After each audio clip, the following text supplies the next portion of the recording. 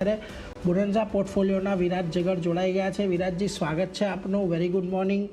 અને જો ઘણા બધા સમાચારો થોડાક મિશ્ર ફ્લો આપણને જોવા મળ્યો છે વૈશ્વિક મોરચેથી, તે છતાં બજારો આજે થોડાક પોઝિટિવ છે. અહીંયાથી બેંક નિફ્ટીમાં જોઈએ એવું આઉટ પરફોર્મન્સ નથી ખાસ કરીને, પરંતુ નિફ્ટી સેન્સેક્સ જુઓ અડધા ટકા ઉપર છે. બ્રોડર માર્કેટ થોડાક અત્યારે ઘટાડા તરફી કારોબાર દર્શાવી રહ્યા છે. કઈ રીતે તમે અત્યારે ખાસ બજારને જોઈ રહ્યા છો?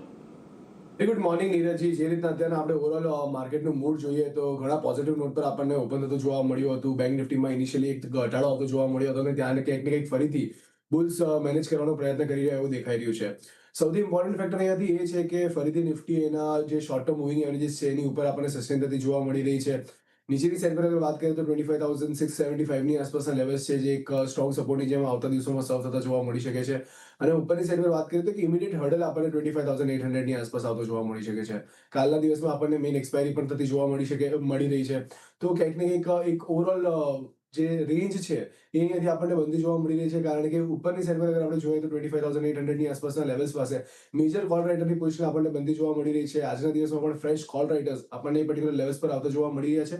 નીચેની સાઈડ પર જોઈએ તો 25,700 ની આસપાસ પુટ રાઇટરની પોઝિશન હેવી થતી જોવા મળી રહી છે.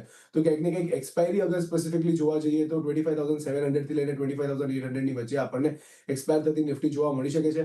જો અગર બેંક નિફ્ટીને જોઈએ તો બેંક નિફ્ટીમાં આપણને એક મોમેન્ટમ આપણને પોઝિટિવ સાઈડની આવતી જોવા મળી હતી, જે આપણને 61,000 ના લેવલ સક્સેસફુલી સરપાસ થતા જોવા મળ્યા છે. તો પોસિબલી અગર જો અહીંયાથી 61,000 ના લેવલ જળવાઈ રહે છે તો ઉપરમાં 62,000 સુધીના લેવલ્સ તમને આવતા દિવસોમાં આવતા જોવા મળી શકે, જ્યાં નીચેની સાઈડ પર સ્ટ્રોંગ સપોર્ટ તમને 61,000 ના લેવલ્સ પાસે આવતો જોવા મળી શકે. પરંતુ જો 61,000 ના લેવલ્સ બ્રીચ થાય છે તો કદાચ તમને બેંક નિફ્ટીમાં થોડું કરેક્શન વધતું જોવા મળી શકે, જ્યાં 60,500 એક સારા સપોર્ટની જેમ કામ કરતું જોવા મળી શકે, જ્યાં 20 દિવસની એક્સપોનેન્શિયલ મૂવિંગ એવરેજ પર પ્લેસ છે. તો ડેરિવેટિવ ડેટા વાઇઝ પણ જોઈએ અને સાથે ટેકનિકલ સેટઅપ પણ જોઈએ તો બેંક નિફ્ટીમાં એક સારો સપોર્ટ આપણને 60,500 ના લેવલ્સ પાસે આવતો જોવા મળી શકે છે. ઉપરની સાઈડ પર 62,000 એક ઇમિડિયેટ હર્ડલ તરીકે કામ કરતું જોવા મળે. જો 62,000 ના લેવલ્સને સરપાસ કરે છે તો ફ્રેશ લેવલ્સ આપણને હાઈ લેવલ પર ઓપન થતા જોવા મળી શકે છે. તો બેંક નિફ્ટી ઓવરઓલ એક પોઝિટિવ આઉટલુક રાખીને કામકાજ કરી શકાય એવું છે, પરંતુ નિફ્ટી ક્યાંક ને ક્યાંક એકની રેન્જ જે છે એમાં યથાવત રહે એવું લાગી રહ્યું છે. એટલે જો 25,700 થી 25,800ની રેન્જ કે જ્યાં આગળ આપણને એક્સપાયરી અપેક્ષિત, એટલે એના પર એક ફોકસ ખાસ કરીને રાખજો. બેંક નિફ્ટીમાં પણ જ્યાં સુધી 61,000 જળવાયેલું છે ત્યાં સુધી 62,000 સુધી જવાની જગ્યા બનેલી છે, એટલે ત્યાં પણ એક પોઝિટિવિટી આપણને જોવા મળશે. ધ્યાન રાખતા રહીશું. પરંતુ આજના દિવસે